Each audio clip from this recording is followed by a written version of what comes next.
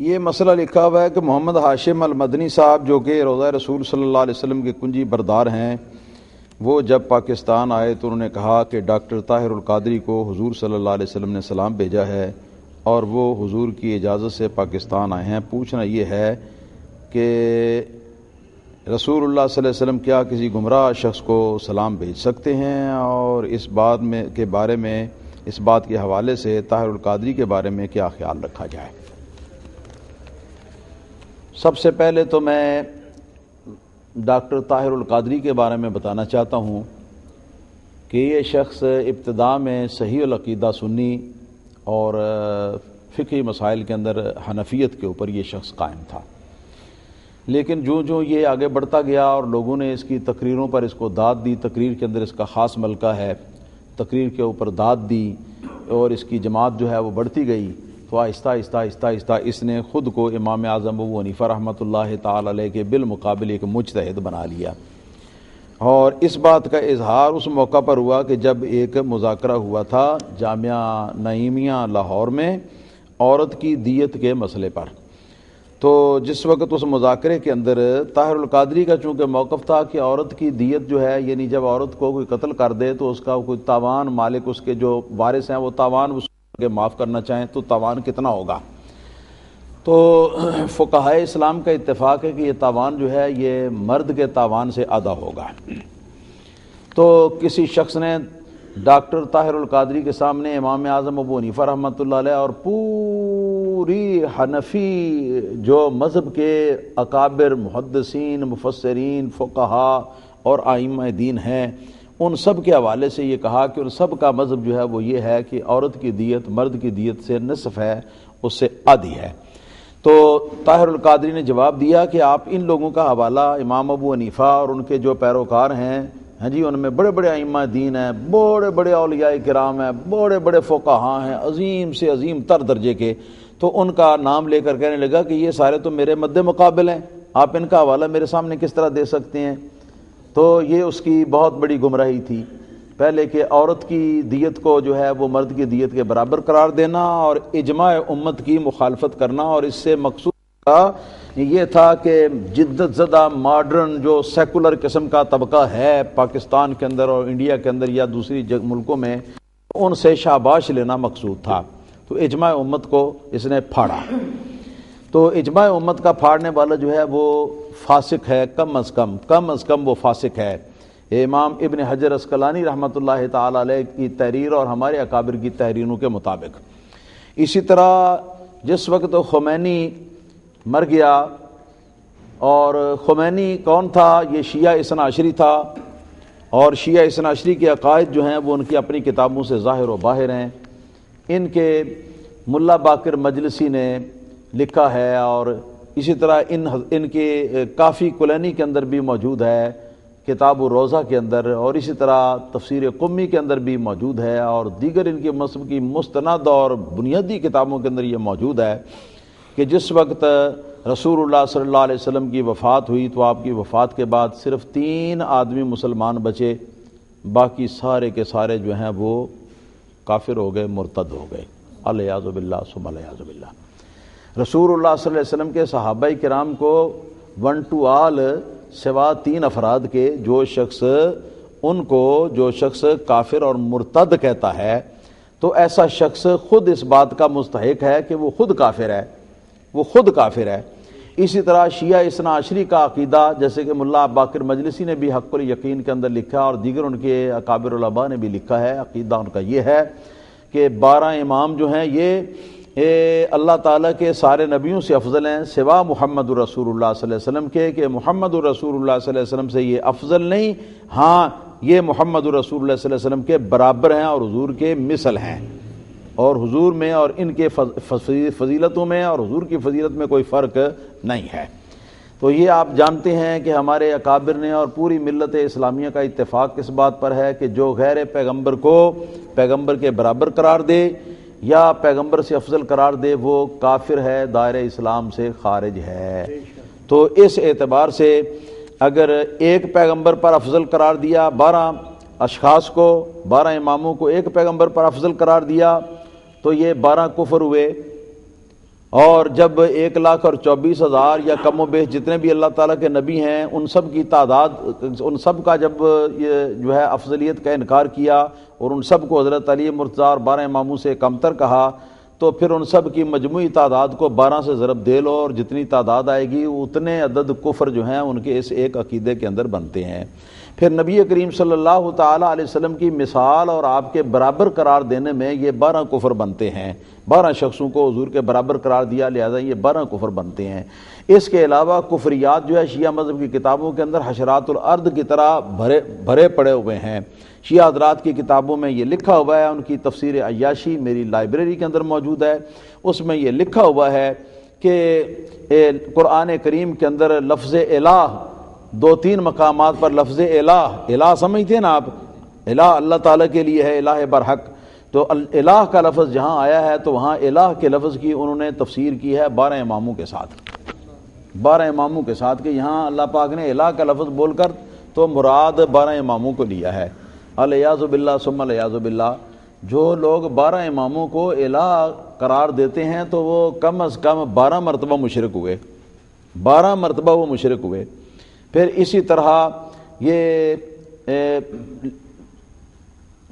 لکل امت رسول، قرآن مجید کے اندر یہ الفاظ آئے ہیں کہ ہر امت کے لیے، یعنی ہر گروہ کے لیے ایک رسول ہم نے بھیجا ہے۔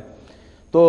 اس کی تفسیر کرتے ہوئے کہتے ہیں کہ یہاں لکل امت رسول سے مراد 12 امام ہیں کہ وہ اپنے اپنے زمانے کے لوگوں کے لیے وہ رسول ہیں، اپنے اپنے زمانے کے لوگوں کے لیے وہ رسول ہیں۔ تو اگر اس کے باوجود بھی شیعہ مسلمان ہیں تو پھر مرزائیوں کو بھی مسلمان کہو، کیونکہ شیعہ جو ہیں یہ بھی مرزائیوں نے تو ایک شخص کو نبی قرار دیا، رسول قرار دیا ہے، اور شیعہ اثنا عشری حضرات جو ہیں ملا باقر مجلسی وغیرہ، یہ ان حضرات نے اور ان کے مفسرین نے 12 شخصوں کو رسول اللہ صلی اللہ علیہ وسلم کے بعد رسول قرار دیا ہے۔ تو اس طرح کی اور بھی کفریات ہیں، ان کے بہت سارے ڈھیر سارے کفریات ہیں، اور یہ علماء سے ڈھکے چھپے نہیں، جو علماء حق ہیں ان سے ڈھکے چھپے نہیں، ان کی کتابوں کے اندر یہ حشرات الارض کی طرح یہ پھیلے ہوئے ہیں۔ اور علامہ خمینی کے بارے میں یہ بات ہم نے خود نوائے وقت اخبار کے اندر پڑھی تھی، اور ہم نے بعض کتابوں کے اندر بھی پڑھی ہے کہ خمینی ایک ایرانی یونیورسٹی کے اندر طلباء کو لیکچر دینے کے لیے گیا، تو وہاں انہوں نے خمینی سے یہ سوال کیا کہ صحیح اور جو اصلی اسلام ہے تو اس اسلام کی تعلیم حاصل کرنے کے لیے ہمیں آپ کون سی کتابیں پڑھنے کا مشورہ دیتے ہیں؟ تو خمینی نے کہا کہ ملا باقر مجلسی کی کتابیں پڑھا کرو، اور ملا باقر مجلسی کی اپنی کتابوں کے اندر یہ ساری باتیں جو ہیں یہ لکھی ہوئی ہیں۔ تو اس سے پتہ چلا کہ خمینی جو ہے یہ بھی بدتر کافر تھا، کافر، اس میں کوئی شک والی بات نہیں، بدترین کافر تھا، کیونکہ ملا باقر مجلسی کی جو کتابیں پڑھنے کی سفارش کر سکتا ہے وہ اسلامی قانون کی روح سے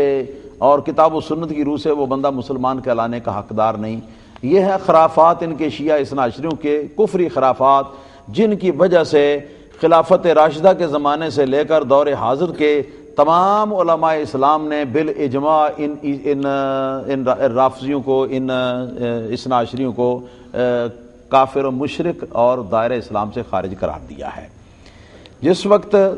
تو خمینی بھی انہی کا ایک عالم تھا، خمینی جب مرا تو یہ اس کے تعزیتی ایک پروگرام کے اندر، ایک امام باڑے کے اندر، یہ کالا جبہ پہن کر، کالا جبہ سے مراد ہے میری کہ وہ ماتم کے لیے آدمی جائے اور کالا لباس پہن کے جائے تو وہ ماتمی ہوتا ہے، یعنی ماتمی لباس پہن کے یہ گیا پروفیسر طاہر القادری، اور اس نے جا کر بڑی تقریر کی، اور تقریر کے اندر 2 باتیں خاص طور پر انتہائی قابل گرفت ہیں۔ ایک بات تو یہ کہی کہ یہ تو ایک خمینی فوت ہوا ہے، مگر فکر نہ کرو کہ پاکستان کا بچہ خمینی ہوگا، نعوذ باللہ ثم نعوذ باللہ ثم نعوذ باللہ۔ جو پاکستان کے بچے کو کافر بنانا چاہتا ہے تو وہ شخص خود کیسے مسلمان ہو سکتا ہے؟ اور پھر یہ کہا کہ خمینی کا جینا علی کی طرح تھا اور خمینی کا مرنا حسین کی طرح ہے، نعوذ باللہ، ناپاک کافر اور متفق علیہ کافر، جس کو ساری امت جو ہے وہ اپنے اتفاق سے، اجماع سے کافر قرار دیتی ہے، جس شخص کو، تو اس شخص کے زندگی کو مولا علی رضی اللہ تعالیٰ عنہ کی زندگی کے ساتھ وہ تشبیہ دیتا ہے، اور اس کے مرنے کو حضرت امام حسین پاک رضی اللہ تعالیٰ عنہ کی وفات سے وہ تشبیہ دیتا ہے، تو آپ سمجھیں کہ اس کا کیا عقیدہ ہے۔ اس کے بعد پھر اور بہت ساری پھل جڑیاں ہیں یہاں پر۔ ایک ہمارے پاس کیسٹ آئی تھی جس کی کیا نام ہے، یہ اس کی کیا نام ہے، سی ڈی جو ہے وہ بھی پیش کی جا سکتی ہے، یا اس کی کیسٹ پیش کی جا سکتی ہے۔ یہ شیعہ حضرات کا ایک ادارہ ہے یہ اسلام آباد میں، اور وہ ہر سال محرم شریف کے اندر وہ امام حسین رضی اللہ تعالیٰ عنہ کا یوم مناتے ہیں، اور اس کے اندر وہ اپنے شیعہ مجتہدین اور شیعہ علماء کو بھی جمع کرتے ہیں، اور کئی وہ دنیا دار لیڈر قسم کے جو سنی حضرات ہیں ان کو بھی بلا لیتے ہیں، اور جو سنی عالم ان کے کہنے پر چلے تو اس کو بھی بلا لیتے ہیں۔ وہاں تقریر کے لیے انہوں نے طاہر القادری کو بلوایا۔ یہ طاہر القادری جو ہے یہ شیعہ حضرات کے امام واڑے کے اندر گیا، وہاں جا کے اس نے تقریر کی، اور تقریر کے اندر اس نے یہ بکواس کی کہ نعوذ باللہ ثم نعوذ باللہ ثم نعوذ باللہ، کہ شیعہ اور سنی دونوں مذہبوں کو ملا کر اسلام کامل ہوتا ہے۔ نعوذ باللہ ثم نعوذ باللہ ثم نعوذ باللہ۔ اگر سنیوں کو نکال دیا جائے پھر بھی اسلام کامل نہیں، اگر شیعہ کو نکال دیا تو پھر بھی اسلام کامل نہیں۔ تو جو شخص شیعہ کے کفر کو شامل کیے بغیر اسلام کو مکمل نہیں سمجھتا وہ مسلمان ہے؟ کون ہے وہ؟ تو پہلے تو اس کے بارے میں جو شرعی حکم ہے، کم از کم شرعی حکم یہ ہے کہ اہل سنت و جماعت میں سے ہرگز نہیں دھوکہ دیا ہوا اس نے سنی مسلمانوں کو، اور یہ شخص بدترین گمراہ ہے، بدترین گمراہ۔ ابھی اس کی اور گمراہیاں جو ہیں وہ اور وہ جو ہیں وہ واضح ہونے والی ہیں انشاءاللہ تعالی۔ اور یہ جو لکھا ہے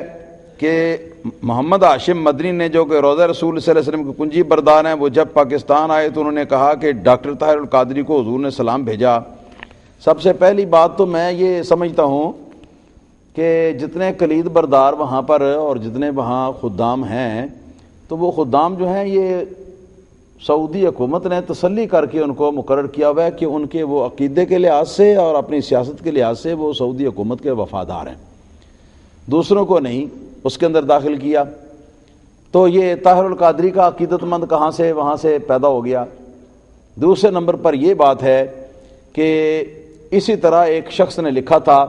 یہ ہماری پیدائشوں سے بھی پہلے کا واقعہ، اور آج کل بھی کبھی کبھی اس کی فوٹو سٹیٹ جو ہے نا لوگوں کے اندر وہ بانٹتے ہوئے کئی لوگوں کو ہم دیکھتے ہیں، کہ ایک شخص شیخ احمد ہے، مدینہ منورہ کا رہنے والا ہے جی، اس نے خواب میں دیکھا ہے کہ رسول اللہ صلی اللہ تعالی علیہ وسلم نے اس کو فرمایا کہ قیامت قریب آ گئی ہے، اور مسلمانوں کو میرا پیغام دو کہ مسلمان نمازیں پڑھا کریں، روزے رکھا کریں، اور یہ کریں اور یہ کریں اور یہ کریں اور یہ کریں۔ تو پھر اس کے نیچے یہ بھی لکھا ہوا کہ جو شخص یقین نہیں کرے گا، اس پیغام کی سچائی پر یقین نہیں کرے گا، اس کا اتنے دنوں کے اندر کچھ بڑا نقصان ہو جائے گا۔ ہاں جی، اور یہ کہ اس کو 40 یا 100 یا 12 یا 10 یا کتنی تعداد میں یہ لکھا ہوتا ہے کہ ہر اس کا پڑھنے والا جو اتنی تعداد میں اس کو پرنٹ کرا کے فوٹو سٹیٹ اس کے بنوا کے تو ان کو وہ تقسیم کرے، اور جو تقسیم نہیں کرے گا اس کا کوئی بہت بڑا نقصان جو ہے وہ ہو جائے گا۔